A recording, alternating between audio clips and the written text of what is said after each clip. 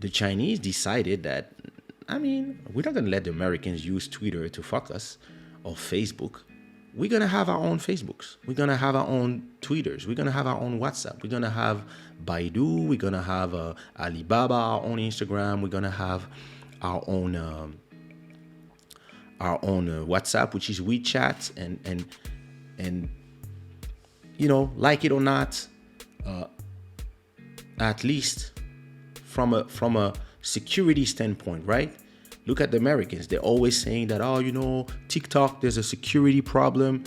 Well, how come like the French are not saying that Twitter is a security problem? Because all these are American companies, right?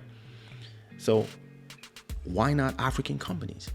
Why do we all want to be on Facebook, Instagram, WhatsApp, all these things in Africa, where we could also have our own companies? Why are we waiting for the Bitcoin to reach Africa, or XRP, or whatever coin, where we could have digital African coin?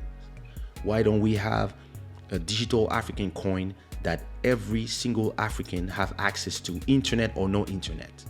Like whenever there's an internet connection, the carriers don't have the right to pay you to use digital African coins. And now you are now making a thing where you don't have all these guys like Western Union who are sucking the blood out of you for you to send money to your family. You just take your app.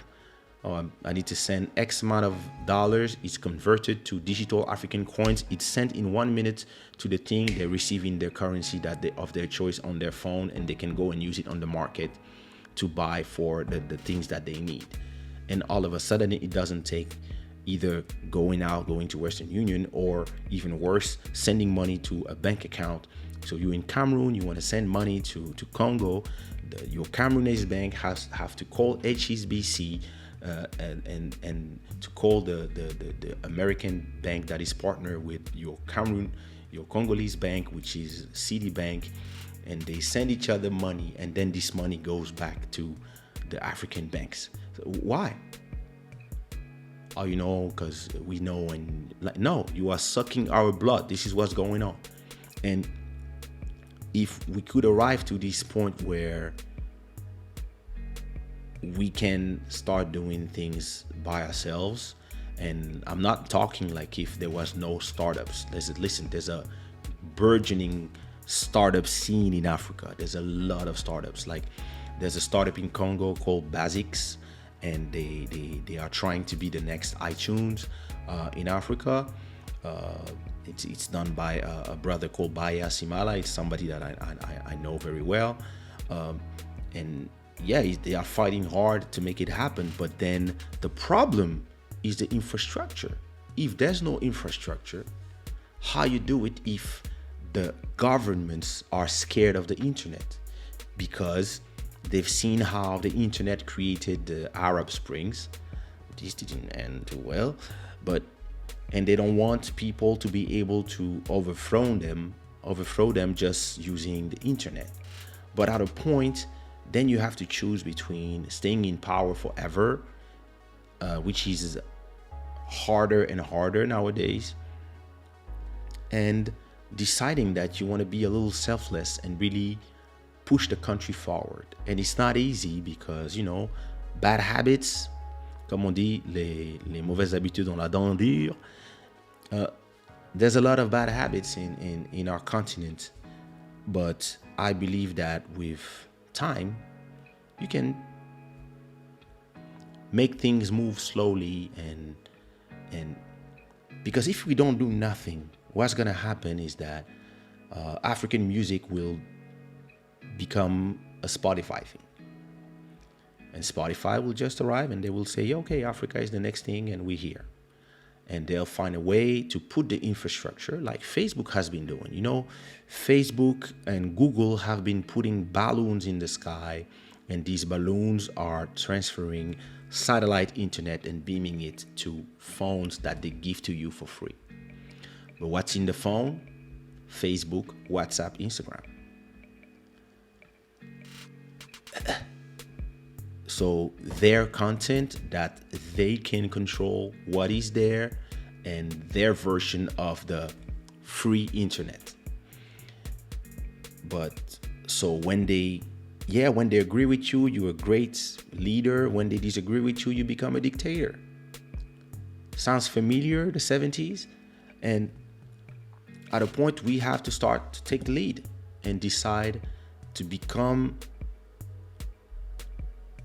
create our own infrastructure for the future so that we can do that leap forward.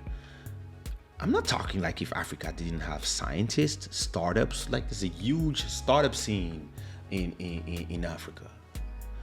There's a bunch of startups in Africa. Cheaper, Smile Identity, Andela, Flutter Wave, like a Stripe but in Africa to help you do payments, Soko Watch, inventory management for small retailers, credit cards for Africans, Helium Health, electronic health records for Africa,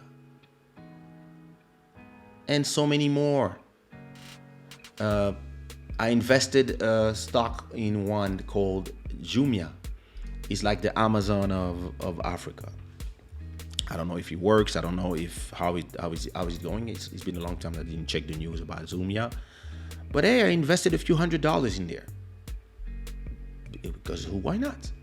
And you have people who are trying, but for now it seems like motocross, because the lack of a fast, ubiquitous internet is slowing the process for everybody.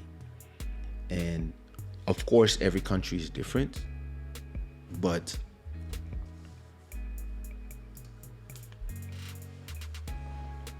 yeah, sometimes they explain to you that the internet is preventing the things from happening, and this is not normal.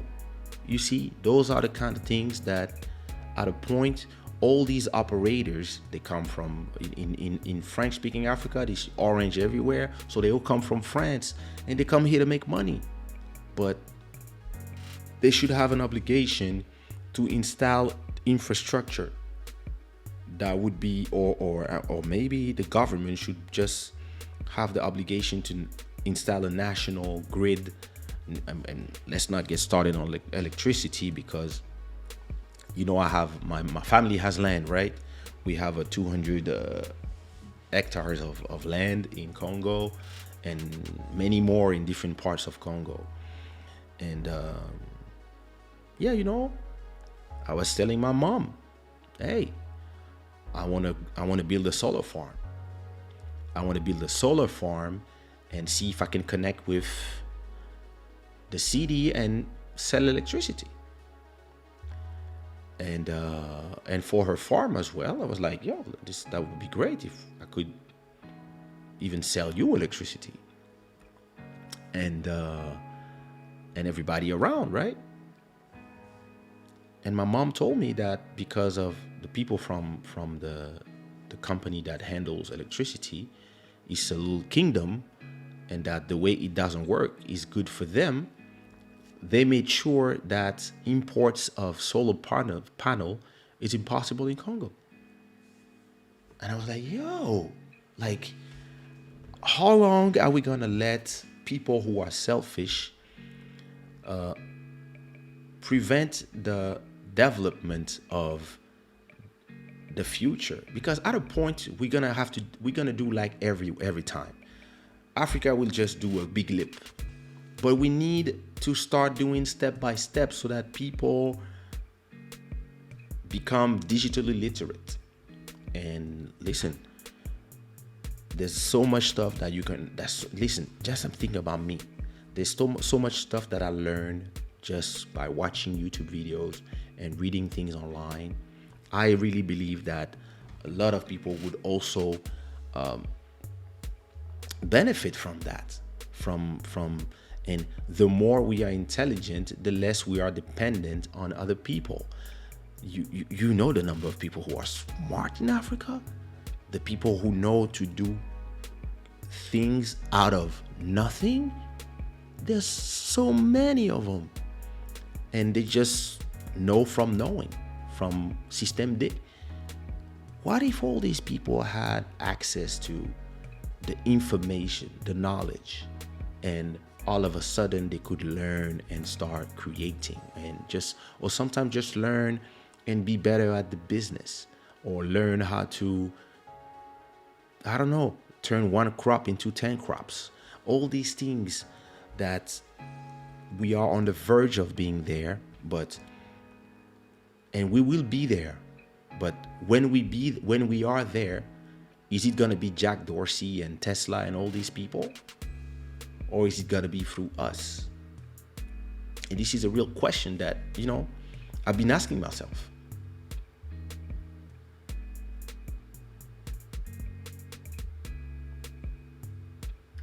Plus the challenges of collecting dues in Africa. Very few countries have a judicial system to help trade with foreign organizations.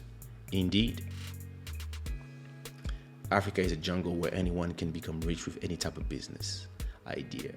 Listen, something they do now, I like this new profile picture. Some things they do now,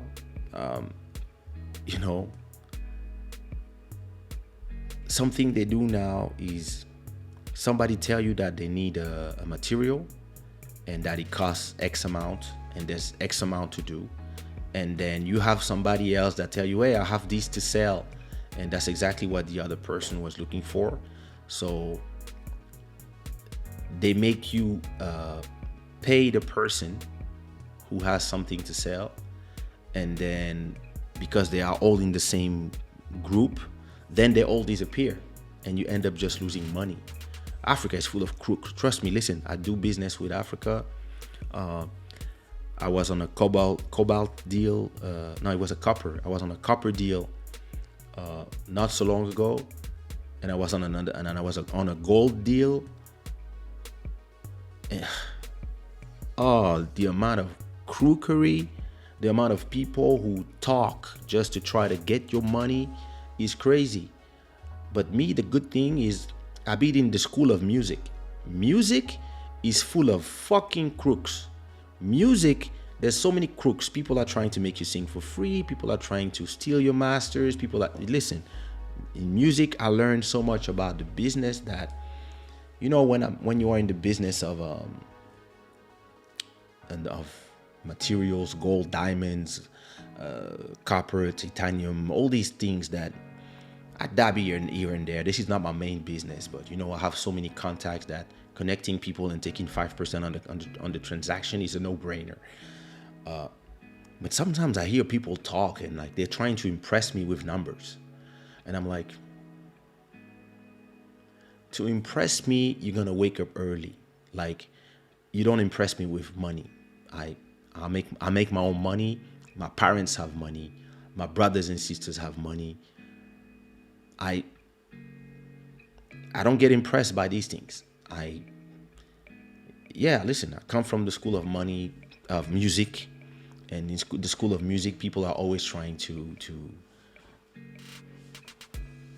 disrupt your thinking using money, and it doesn't work with me. So, and this is another thing in Africa, like you said, it's a jungle. But at the same time, when you compare to Europe or the US, where more or less everything is done, there's so much to build, and there's so much growth. Yes. You know what I mean?